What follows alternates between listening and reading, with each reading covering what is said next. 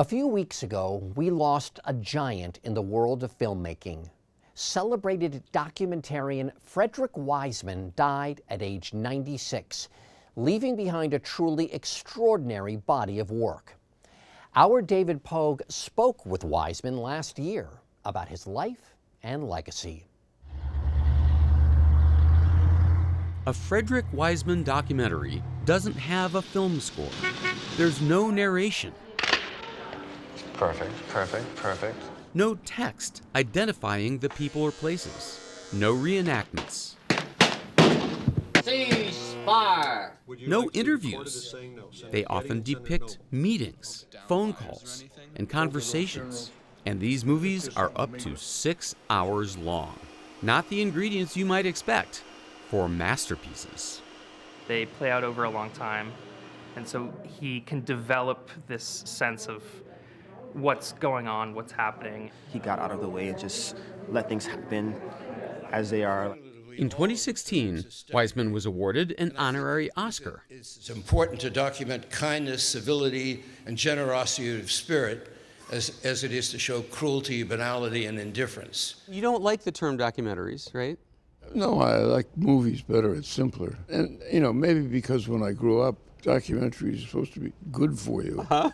And I thought what used to be called a documentary could be as funny, as sad, as tragic as a fiction film.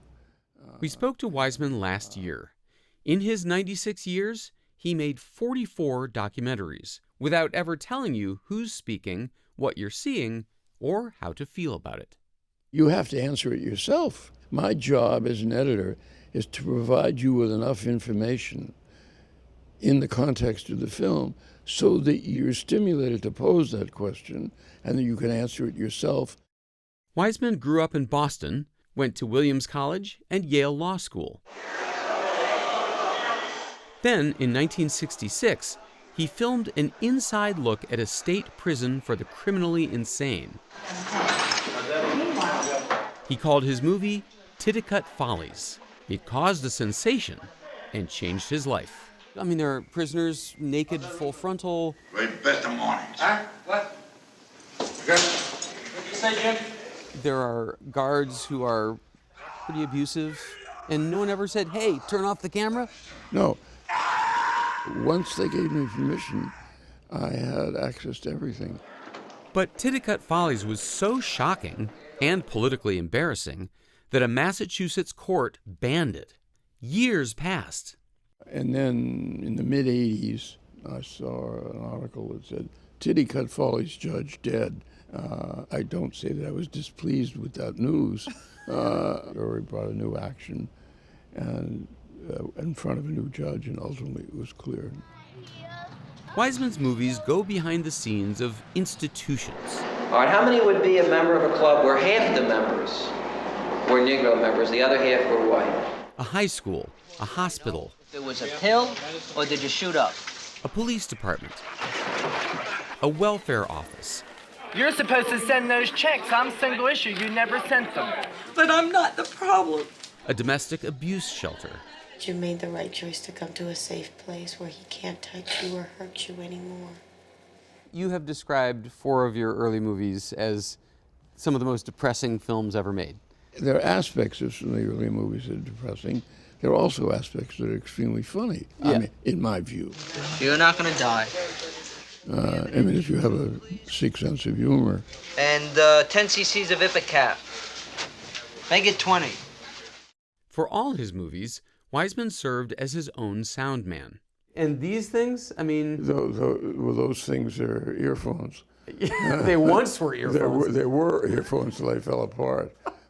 Wiseman did no research before filming.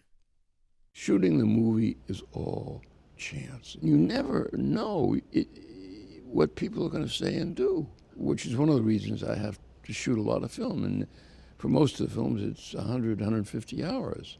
Doesn't the presence of a film crew subtly affect the way people are performing? Well, that's the eternal question. I don't think people are good enough actors to suddenly change their behavior.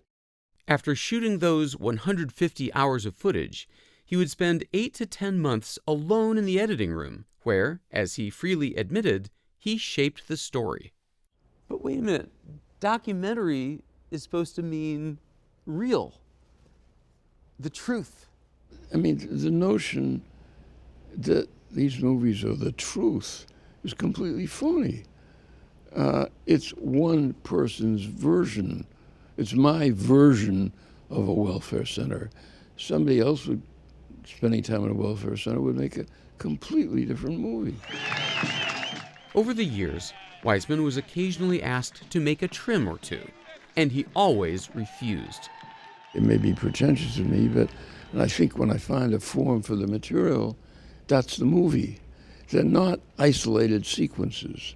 Help! Help! In 1971, 60 Minutes wanted to air his film Basic Training if he'd cut out 30 minutes to fit the time slot. Get up, your elbows! And I said no, because it wouldn't be the same movie, so it wasn't shown. What do you think your reputation is with these people? What would they say? I hope they'd say he's a very nice guy, but he protects his movies. Wiseman's movies were never what you'd call theatrical blockbusters.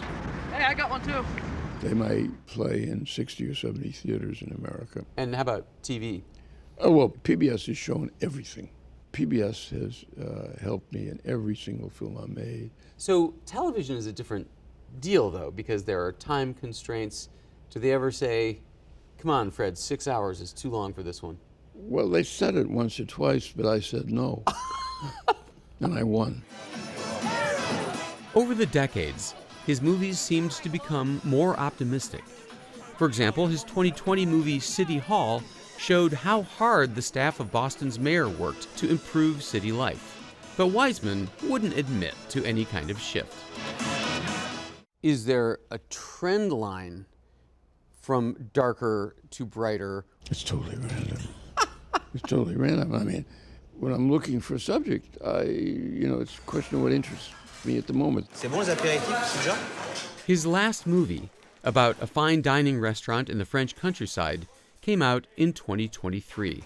You can watch all of his movies for free on Canopy.com. You just need a library card. Meanwhile, they still teach Wiseman in film schools. They still put on Wiseman festivals. Thanks so much for your work. And when we visited his home in Cambridge, Massachusetts, his shelves were lined with awards. I mean, I obviously like the fact that the films were recognized, that they get awards or critics write intelligent reviews. But the satisfaction is not that. The satisfaction is the work. I love working, and I love making movies, and I never get tired of sitting in front of the editing machine.